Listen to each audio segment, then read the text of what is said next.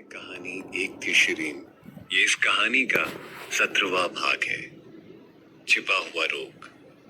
मैं एक दृढ़ पत्थर हूँ, कंगन में घुसी हुई कोई आत्मा नहीं। मैं विशेष रूप से आपके देखभाल के लिए यहाँ आया हूँ, इसलिए आप मेरी जल्दी से बोली लगाइए।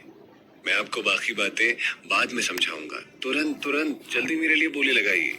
आवाज बार बार आग्रह कर रही थी। दृढ़ पत्थर, वो नाम बहुत उच्च कोटि का लग रहा था। क्या दृढ़ पत्थर में एक आत्मा थी? एक पत्थर के लिए एक आत्मा में बदलना असंभव नहीं था। हालांकि आवाज थोड़ी सी अजीब थी। ये रोबोट की तरह बेजान सी लग रही थी। और ये शिरीन के लिए विशेष रूप से क्यों आई थी? शिरीन थोड़ी देर के लिए सोच में पड़ गई, और जब उसने मंच की ओर देखा तो कीमत पहले ही 2 लाख मोहरों तक बढ़ गई थी। ये काफी महंगा है, शिरीन ये कहकर रेलिंग की ओर झुक गई। आप एक बहुत ही कंजूस महिला है। मैं दृढ़ पत्थर हूँ जिसकी कीमत 100,000 मोहरों से अधिक है। ऐसा लग रहा है कि वो दृढ़ पत्थर अपने आप में खुद को बहुत ऊंचा समझता है। शिरीन ने स्पष्ट रूप से कहा, आप इतने ज्यादा पैसों के लायक नहीं है। उस आवाज ने गुस्से में कहा, आप मुझे तिरस्कृत कैसे कर सकती हैं?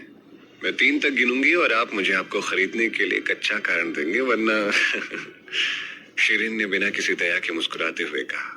1, आवाज गुस्से में लग रही थी। आप 2, ठीक है। आवाज ने अंत में हार मान ली। वो थोड़ा रुका और फिर बोल पड़ा, मैं ब्रह्मांड द्वारा गठित किया गया हूं। इसी कारणवश मुझे इस दुनिया का हर छोटा बड़ा राज पता है। वो शिरीन को गूगल की तरह एक सर्वज्ञाती सर्च इंजन लग रहा था, और ये उसके लिए उपयोगी साबित हो सकता था। हालांकि वो ये नहीं जानती थी कि वो भरोसा करने लायक है भी या नहीं। शिरीन ने अपनी उंगलियों से रेलिंग को खटखटाया और इसके बारे में ध्यान से सोचा। अरे लड़की, तुम मुझ पर शक कैसे कर सकती हो? आवाज गूंजी और धीरे से बोली, तुम खुद भी तो रूप बदल कर यहाँ आई हो। शिरीन चौंक गई। ये कंगन वास्तव में उसके रहस्य को जानता था। ऐसा लग रहा था कि इस कंगन में कुछ तो खास बात थी। अरे लड़की, मैं किसी भी अन्य कंगन की तरह नहीं हूँ। मैं एक दृढ़ पत्थर हूँ। मैं ऐसी चीज हूँ जिसके लिए लोग मरने को भी तैयार हो जाते हैं। शिरीन को अभी भी उस कंगन पर यकीन नहीं था। वो बोली, आप बहुत आकर्षक हैं, और अगर आप मेरे पास रहेंगे तो आप मेरे ध्यान का केंद्र बन जाएंगे। अब तक जो मैं अंदर और बाहर कहीं भी चली जा सकती थी, आपके आने के बाद मैं ये सब कैसे करूंगी? अरे लड़की, चिंता मत करो। एक बार जब आप मुझे खरीद लेंगी तो बस उसके बाद मेरे पास बहुत से रास्ते होंगे अपनी चमक को कम करने के। अगर अब तुम मेरी बात समझ गई हो तो जल्दी करो, अधिक से अधिक पैसा पाने की कोई तरकीब सोचो, क्योंकि तुम मुझे तुम्हारी जेब में रखी कुछ मोहरों से तो नहीं खरीद पाओगी। आवाज ने अचानक एक विचार सोचा और बोला, ऐसा लगता है कि आपके पास मुझे खरीदने लायक पैसा कमाने का पर्याप्त समय नहीं होगा। आप मेरे बदले संजीवनी बूटी का आदान प्रदान क्यों नहीं कर सकती? चौथा राजकुमार निश्चित रूप से इसके लिए बोली लगाएगा और आपके साथ इसका आदान प्रदान कर लेगा। शिरीन ने तुरंत ही जवाब दिया, नहीं, संजीवनी बूटी आपकी तुलना में कहीं अधिक मूल्यवान है। शिरीन ने उससे साफ इनकार कर दिया। ये सुनकर आवाज तिलमिला उठी और बोली, अरे लड़की, तुम्हारा क्या मतलब है? क्या संजीवनी बूटी मेरे मुकाबले ज्यादा मूल्यवान है? ये असंभव है। वो आवाज शिरीन के दिमाग में गुस्से से चिल्ला रही थी। हश, हश, मेरे पास आपके लिए बोली लगाने का एक तरीका है। शिरीन ने आवाज को आश्वस्त करने की कोशिश की। आवाज ने एक साथ काफी सारे सवाल पूछ लिए शिरीन से। सच्ची में? लेकिन कीमत बढ़कर 3,30,000 मोहरें हो गई है। आपको इतनी बड़ी रकम कहाँ से मिलने वाली है? क्या आप किसी को लूटने जा रही हैं? हमें यहाँ ऐसा करने की अनुमति नहीं है, और अब बहुत देर हो चुकी है। शिरीन ने डांटते हुए उस आवाज को कहा, चुप रहो, मैं तुम्हारे लिए बोली नहीं लगाऊंगी। अगर तुम ऐसे उपद्रव करते रहोगे तो मेरे पास अपने रास्ते हैं, ठीक है? जब शिरीन ने कंगन से बात की तो उसने ऐसी तकनीक का प्रयोग किया कि इसमें बाहर के लोग कुछ भी देख और सुन नहीं सकते थे। शिरीन के लिए इस विधि का उपयोग करना बहुत आसान था। उसने नौकरों से एक कलम और कागज मांगा। फिर उसने कागज को मोड़कर डब्बे में बंद करने से पहले उस पर कुछ शब्द लिखे। फिर उसने नौकर को मुकुट राजकुमार को कागज देने के लिए कहा। उसने सख्ती से निर्देश दिया कि ये पत्र केवल ताज के राजकुमार द्वारा ही देखा जा सकता है, किसी और के द्वारा नहीं। ये बहुत महत्वपूर्ण है। उसने एक पल के लिए सोचा और कहा, यदि पहले राजकुमार ने इसे व्यक्तिगत रूप से खोलने से इनकार कर दिया है तो आप ये 2 शब्द उनके कानों में कह दें, छिपा हुआ रोग। नौकर ने ज्यादा कुछ नहीं कहा। हालांकि वो कुछ समझ नहीं पा रहा था, फिर भी उसने कागज लिया और पहले राजकुमार के भोजन कक्ष में चला गया। मुकुट राजकुमार महादेव प्रताप सिंह अपने भोजन कक्ष में चाय का स्वाद ले रहे थे। जब उन्होंने उस नौकर को अपने भोजन कक्ष में आता देखा तो वो काफी चौंक गए थे। उनके बगल वाला अंगरक्षक काफी चिंतित था उस कागज को लेकर। उसे उस कागज के बारे में कुछ अनजान लग रहा था और वो उसे ताज के राजकुमार के लिए खोलना चाहता था। हालांकि नौकर ने उसे रोका और कहा, राजकुमार, युवक ने कहा है कि आपको इसे व्यक्तिगत रूप से खोलना होगा। उसने 2 शब्दों का उल्लेख किया है, रहस्यमय बीमारी। महादेव प्रताप सिंह स्तब्ध था।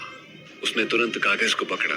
कागज को एक विशेष तरीके से मोड़ा गया था, जहां इसे खोलते ही उस मुड़न का प्रभाव देखा जा सकता था।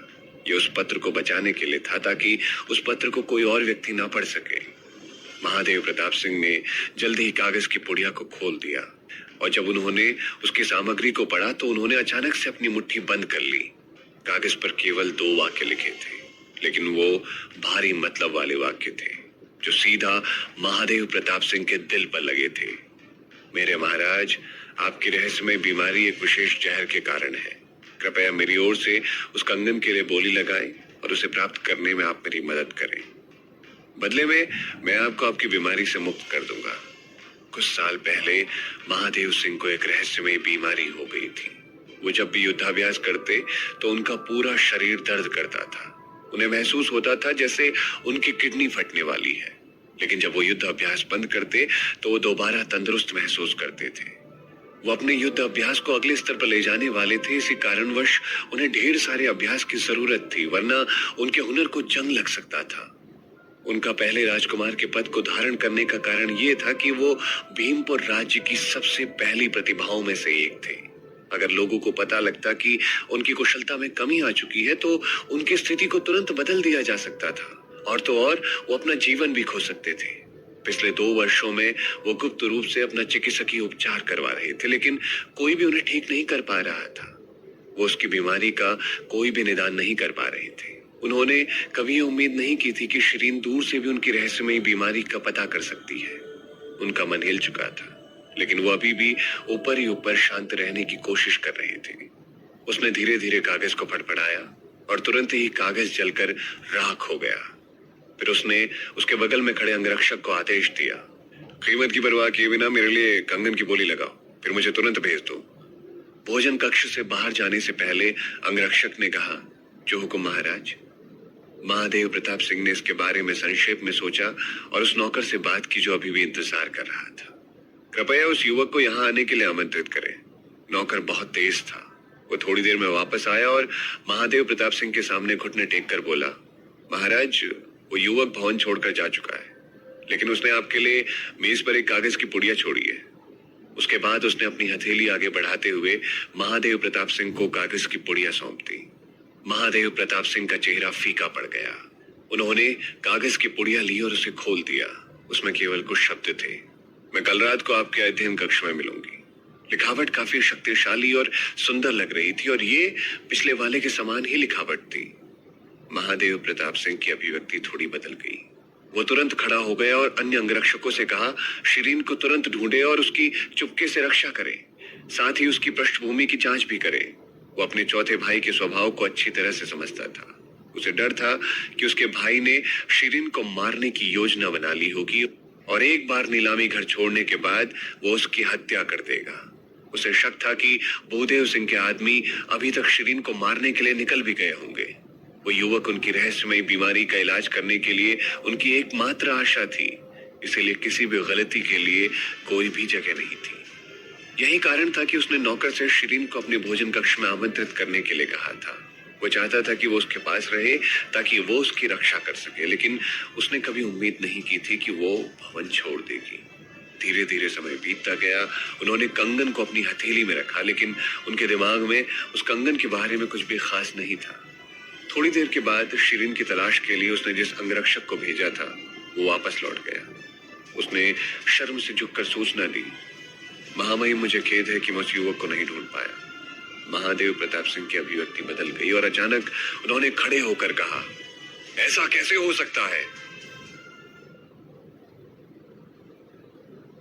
आप सुन रहे हैं कहानी एक थी शिरीन।